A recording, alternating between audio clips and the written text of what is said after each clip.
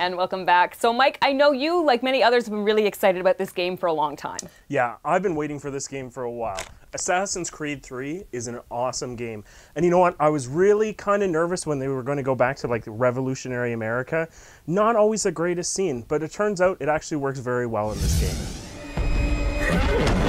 Fire!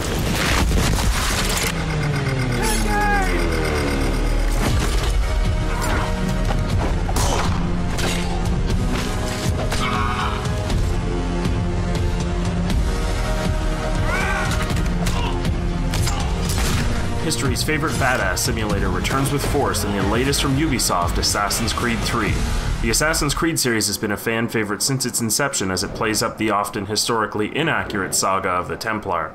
Assassin's Creed 3 brings the story to the New World, using revolutionary America as the backdrop and setting, where Desmond must uncover more twisted details about his ancestors' past. With such juggernauts in the series, can Assassin's Creed 3 stack up to the high watermark set by Ezio and the Renaissance setting of previous Assassin's Creed titles? I expect an apology on my return. For those unfamiliar with the Assassin's Creed story, get ready for some crazy. The actual protagonist of the story is Desmond Miles, a modern-day assassin that relives the memories of his ancestors through a machine called the Animus. Conveniently, it seems that Desmond is in the family business, as the game really takes on the story of one of those previous assassin ancestors. The reason for this is totally ridiculous, as you need to discover artifacts from an alien race who were the forerunners on Earth. Truth be told, if you're at all interested in the backstory of this series, the previous games are a must to play. However, if you're just looking for a good time, ultimately the game does stand on its own. As mentioned previously, the backdrop for this game is revolutionary America, and through most of the game you will adopt the memories of Connor Kenway, a half-British, half-Native American man who seems to have a knack for getting himself intertwined in key moments of the American Revolution. One of my biggest fears about Assassin's Creed 3 when the title was announced was how they would treat the history of the time, and this is one place where Ubisoft really nails it, as this game does an excellent job portraying the struggle and the conflicted nature of a real revolution. Connor deals with the conflict as you might expect a man of his background would, helping people who ultimately have little compassion for others of a different ancestry. Better to be thought a Spaniard than a native.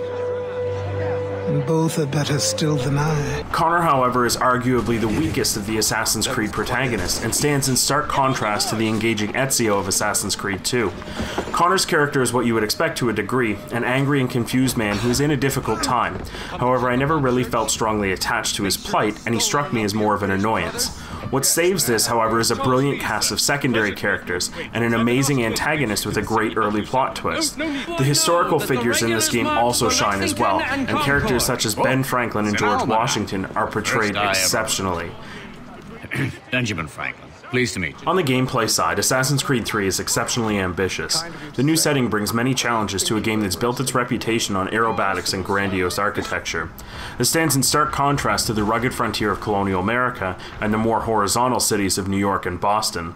Once you start the game, however, these worries quickly disappear as the game does a great job of capturing the parkour style of the previous games.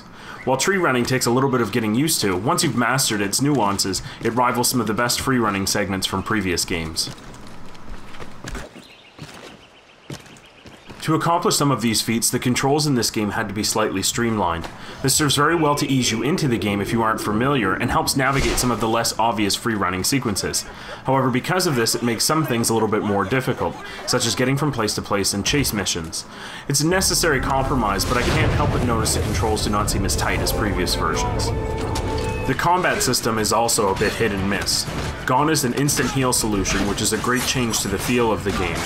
The combat system is also improved with an auto lock-on feature, and a very Arkham City-esque counter system.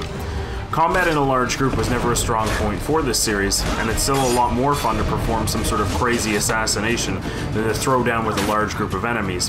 However, when the latter is needed, the game feels a bit clunky. Some of the combat is also done with quick-time events, which are an instant controller throwing moment. Menus and other systems are a little ham-fisted as well, particularly if you're playing on the PC. This game is the most ambitious in its sandbox modes, and given its setting, that is no surprise. While some of the optional content like hunting is not terribly fun to do more than a handful of times, none of the pieces seem exceptionally dull.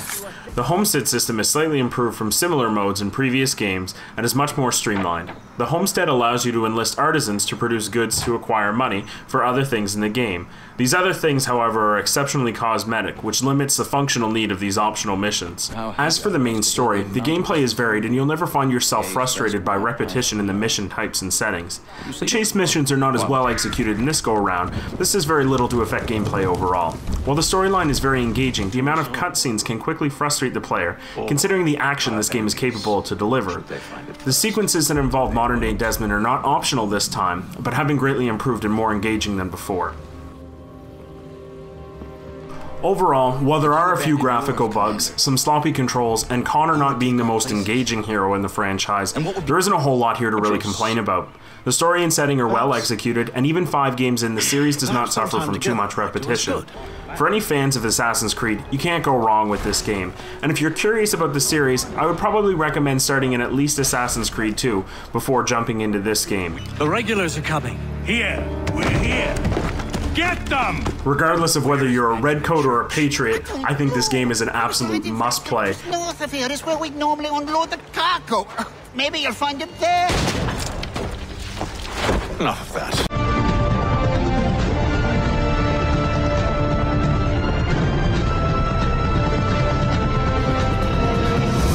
All right, we'll be taking a short break, but coming up, last but not least, we've got Adam on deck to give us his thoughts on the latest release from Bethesda, which is Dishonored.